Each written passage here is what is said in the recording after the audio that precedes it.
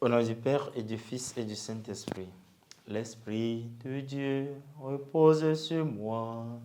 L'Esprit de Dieu m'a consacré. L'Esprit de Dieu m'a envoyé proclamer la paix, la joie. Évangile de Jésus-Christ selon saint Matthieu. En ce temps-là, Jésus disait à ses apôtres, « Le disciple n'est pas au-dessus de son maître, ni le serviteur au-dessus de son Seigneur. Il suffit que le disciple soit comme son maître et le serviteur comme son Seigneur. Si les gens ont traité de Belzéboul, le maître de la maison, ce sera bien pire pour ceux de sa maison. Ne craignez donc pas ces gens-là. Rien n'est voilé qui ne sera dévoilé, rien n'est caché qui ne sera connu. Ce que je vous dis dans les ténèbres, dites-le en pleine lumière.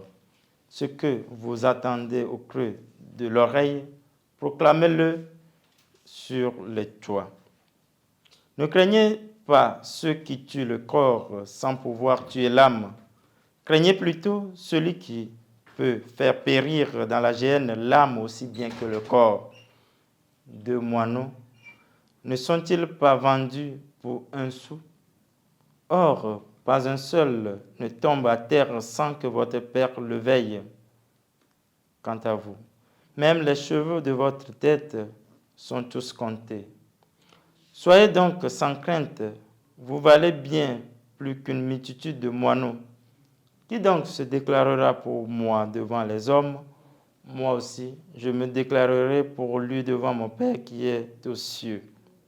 Mais celui qui me réunira devant les hommes, moi aussi, je le réunirai devant mon Père qui est aux cieux.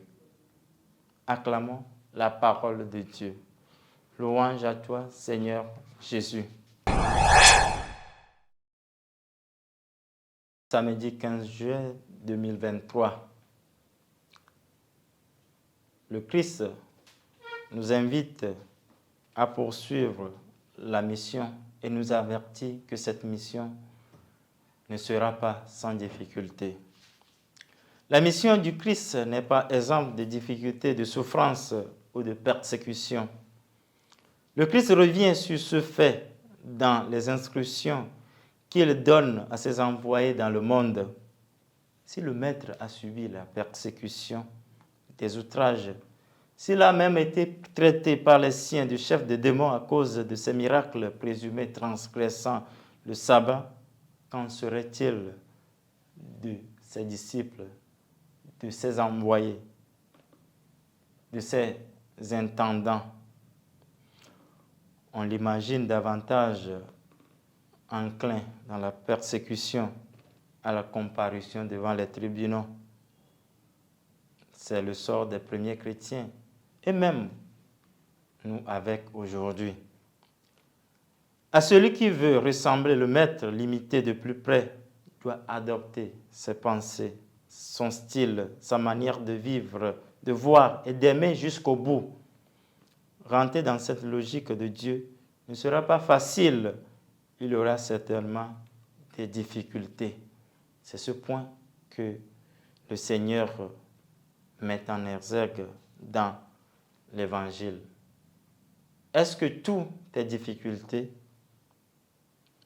faut-il démissionner devant les contrariétés, s'apitoyer, pleurer sur son sort ou bien espérer?